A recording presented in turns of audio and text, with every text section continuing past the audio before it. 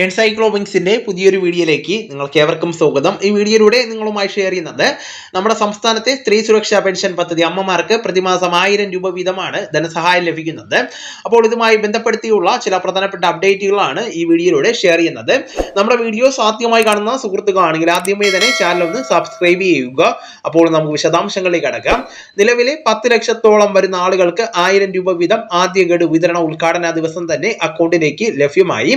എന്നാൽ അപ്രൂവലായ ചിലർക്ക് ആനുകൂല്യം ലഭിച്ചിട്ടില്ല. അതോടൊപ്പം തന്നെ പലരും അപേക്ഷ വെച്ചവരുടെ അപ്രൂവൽ ആകുവാനുണ്ട്. അപ്പോൾ അങ്ങനെയുള്ളവരും ഈ കാര്യങ്ങളൊക്കെ ശ്രദ്ധിക്കേണ്ടതാണ്. അതോടൊപ്പം തന്നെ അപേക്ഷ വയ്ക്കുവാൻ ഇനിയും ഒരുപാട് ആളുകളുണ്ട്. അങ്ങനെയുള്ളവർക്ക് കൂടി ബാധകമാകുന്ന വളരെ പ്രധാനപ്പെട്ട കുറച്ച് അറിയിപ്പുകളാണ് ഉൾപ്പെടുത്തിയിട്ടുള്ളത്. ഏറ്റവും ആദ്യത്തേത് ഇതിന്റെ വിതരണവുമായി ബന്ധപ്പെടുത്തിയുള്ളതാണ്. ഇനി രണ്ടാം ഘട്ട വിതരണമൊക്കെ നടക്കുന്നത് മാർച്ച് മാസത്തിലായിരിക്കും. നിലവിലെ ഫെബ്രുവരി മാസം ഇതിന്റെ ആദ്യഘട്ട വിതരണം നടത്തി 10 ലക്ഷത്തോളം വരുന്ന ആളുകൾക്ക് ഇത് ലഭിച്ചു കഴിഞ്ഞു. 16 ലക്ഷത്തോളം അപേക്ഷകൾ ഉണ്ടായിരുന്നു. അതിൽ ബാക്കി ശേഷിക്കുന്ന ലക്ഷക്കണക്കിന് ഗുണഭോക്താക്കളുടെ വെരിഫിക്കേഷൻ ഉൾപ്പെടെയുള്ള കാര്യങ്ങൾ പൂർത്തിയാകാത്തത് മൂലമോ അല്ലെങ്കിൽ ആദ്യഘട്ടത്തിൽ അതായത് മുൻഗണന നൽകി വെരിഫിക്കേഷൻ ചെയ്തിട്ടുള്ളവർക്ക് മാത്രമായിരിക്കും ഒരുപക്ഷെ ധനസഹായം ലഭിച്ചിട്ടുള്ളത്. അതുകൊണ്ടൊക്കെ തന്നെയാണ് 16 ലക്ഷം അപേക്ഷകരിൽ 10 ലക്ഷം പേർക്ക് ആനുകൂല്യം ലഭിച്ചത്. ബാക്കി ശേഷിക്കുന്നവർക്കൊക്കെ തന്നെ അതിന്റെ രണ്ടാം ഘട്ടത്തിലായിരിക്കും തുകയുടെ വിതരണം ഉണ്ടായിരിക്കുന്നത്.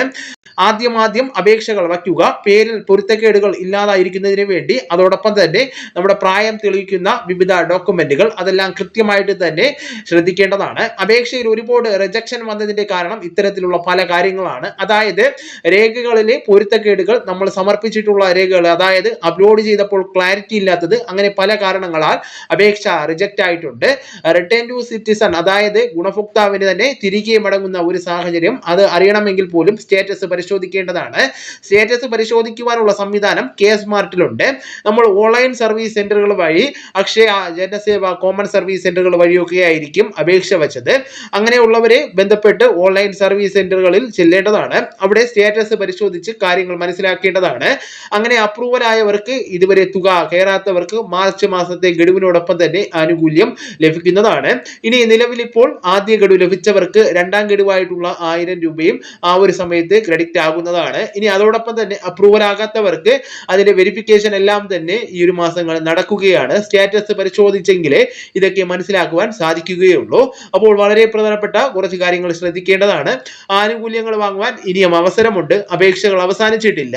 ഇനി അർഹതയുള്ളവർ അപേക്ഷകൾ സമർപ്പിക്കേണ്ടതാണ്. APL AOE ration card ആയിരിക്കേണ്ടതാണ്.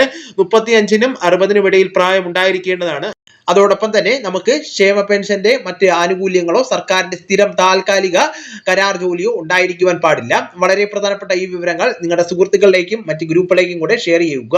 നമുക്ക് തുടർന്നും വിജ്ഞാനപരമായിട്ടുള്ള മറ്റ് വീഡിയോസും ആനുകാലിക വിവരങ്ങളുമായിട്ട് വീണ്ടും കാണാം. അതുവരെ ഗുഡ് ബൈ.